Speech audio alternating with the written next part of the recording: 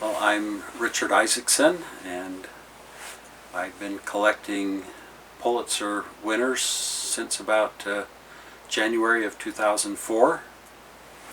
I got started by finding a copy of one of ours by Willa Cather and read it and liked it and saw that it said winner of the Pulitzer Prize on the cover, and that got me thinking, what other books have won the Pulitzer?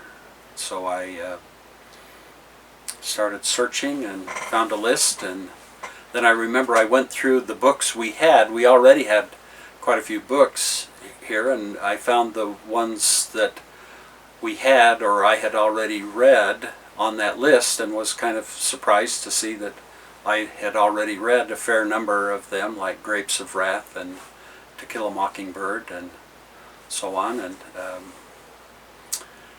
so I decided that it'd be fun to try to find more winners of the Pulitzer Prize, thinking that if they won that prize, which I consider the most prestigious award for fiction writers in the U.S. at least, that that would be a book worth reading. So I began collecting them and have been collecting since that time in 2004. And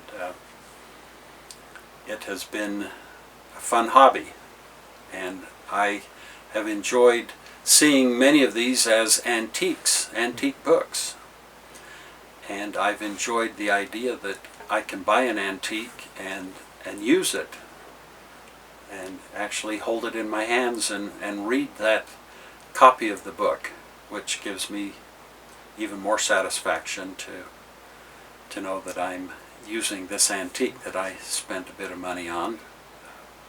I don't let other people use my rare copies quite as readily as I've used them myself, but I have other copies and have loaned them to different people and been able to recommend some good books to people I've known. And about 5 or 6 years ago, my daughter-in-law, knowing that I liked the Pulitzer books for Christmas, said, "For my Christmas present, I'll design a blog for you."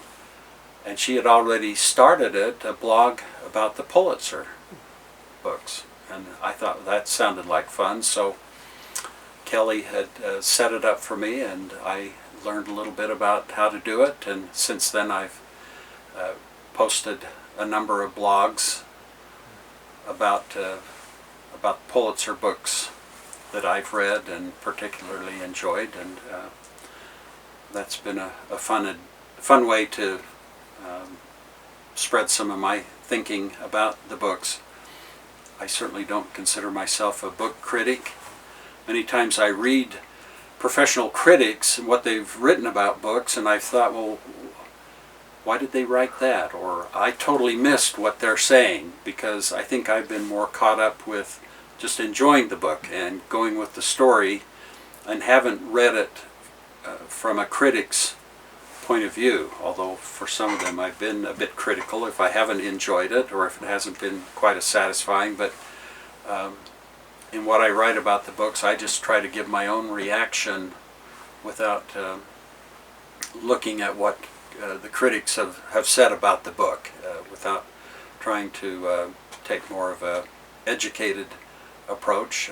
I'm a psychologist by training and profession, and so I think I've been drawn to some of the issues in the books that deal with challenges in a person's life, difficulties, how they've resolved difficulties or family situations, and what's been present in a family that causes sometimes the basis of the story. So I think I've read it from a psychologist's standpoint many times and enjoyed that. I figure there's about 90 winners of the Pulitzer Prize, starting in 1918. The prize was given in 1918 for a book called His Family by an author named Poole. A few years they have not named a winner because the committee decided there wasn't a book that was worthy of the prize, and in some ways I think that's a validation of the of the care they've taken in picking winners, that it's not mandatory every year that a book win the prize. So I think that's been good in most cases. About 3 years ago they didn't pick a winner, and I was quite disappointed, and I think many people around the country were, because there were books that probably could have been given the prize but weren't, and now for the last 2 years, 2 books have won that I thought were excellent. The Goldfinch and All the Light We Cannot See have been great choices, and I've read them with a lot of enjoyment. Well, I've really liked some of the older books that were lost, I think, lost to most people, starting with, well, some of the Booth Tarkington books. The Magnificent Ambersons and Alice Adams are very good books from the 1920 era, talking about social issues in the United States, especially social class differences, about people who were poor and trying to climb the ladder, or very wealthy people who were still struggling with problems in life despite their wealth. So Big by Edna Ferber is an excellent book, and I would guess that most people, even though they've studied American literature, haven't heard of. A good book about how a woman married a man and raised a child on her own, and had a farm and worked in the farm to put her boy through school, and he became a famous architect and kind of turned away from her because he wanted a better class of people to associate with. I thought that was quite interesting. Scarlett's Sister Mary is an excellent book that has truly been lost, I think. A story about a black woman who lived on a plantation after the Civil War, where she had lived prior to the Civil War. So many times they would just stay on the same plantation as laborers living in the slave quarters. And so this book tells about that, and some of the problems they had with their men needing to go off someplace to seek better employment, and sometimes being gone for years, and the wives were left to raise a family. So that's another rare book that I think is really worth reading. I loved reading Gone with the Wind, and I know that's not necessarily a rare book, but I think most people don't read it.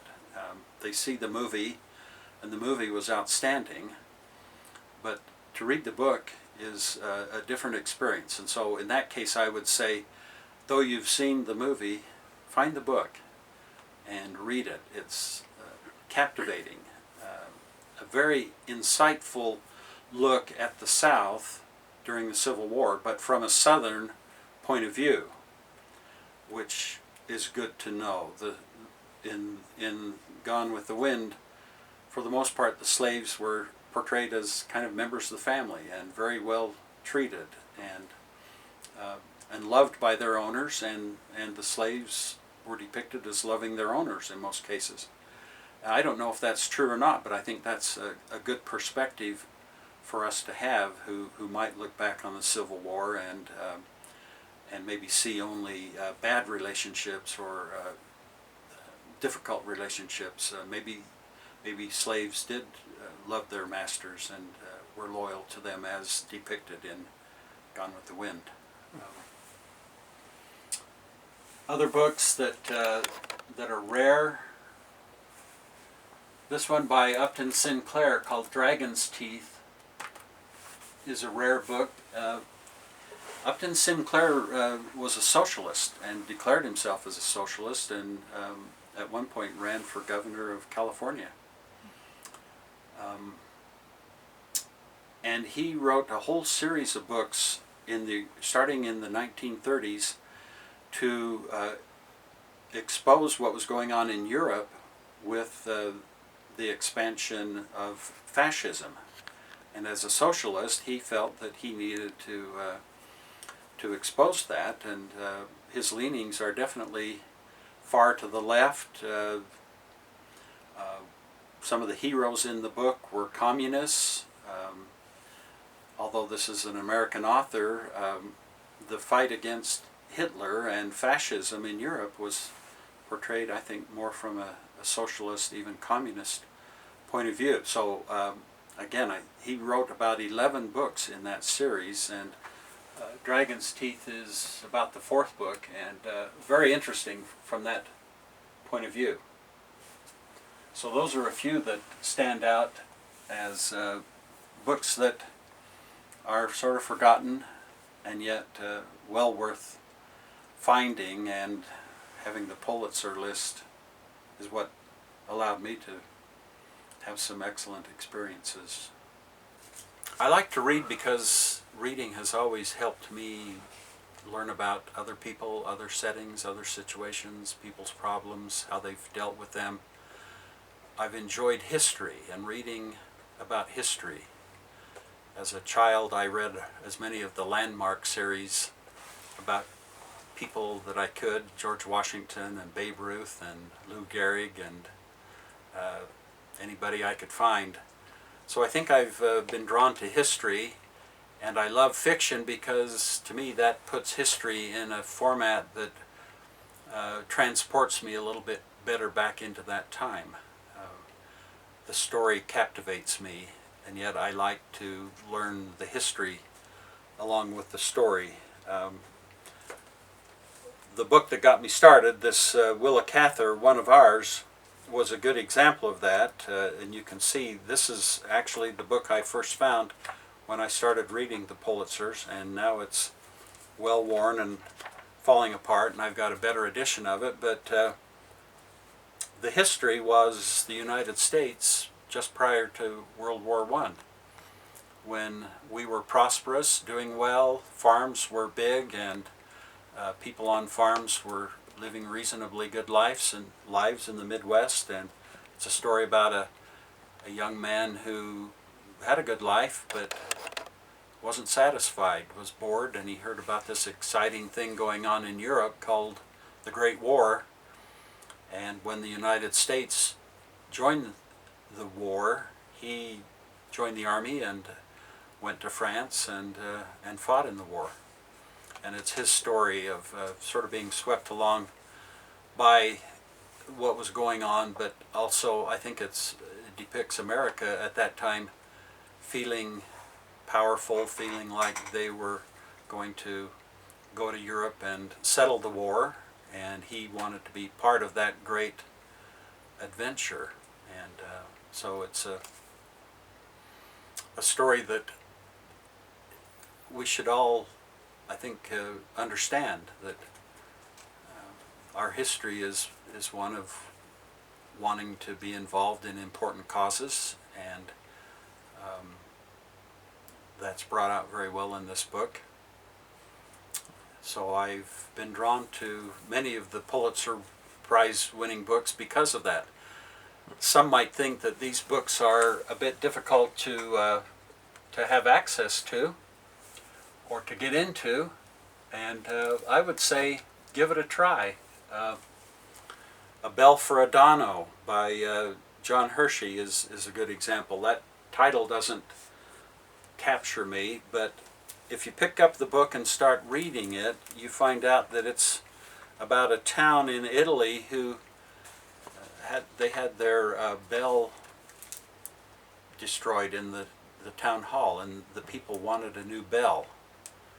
And an American soldier was in charge of the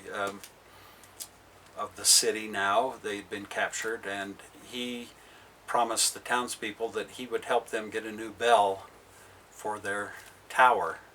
So it's a story that on the surface doesn't seem very interesting, but when you get into how dedicated this man was to trying to help the people recover something they had lost in the war that was very meaningful to them, it becomes a great read.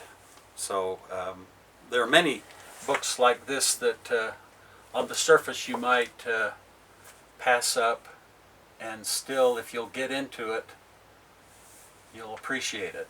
Another one that I'd just point out is the Caine Mutiny, a World War II story again. Maybe I particularly like the war stories, but this one is about the Navy and men in the Navy having to deal with their commanding officer, Captain Queeg, and many of us know that story from the movie, the Caine Mutiny, but the book does a much better job of explaining the problems faced by subordinate officers who were watching their captain seemingly make big mistakes in how he was running the ship, and finally decided they had to take over the ship at one point when they thought their captain was unable to lead the ship out of a big storm. So again, books that might appear to be irrelevant or past our time come alive, I think, with a good author and with some effort to get into the story and try to relate it to your own experience and what going on maybe in our day.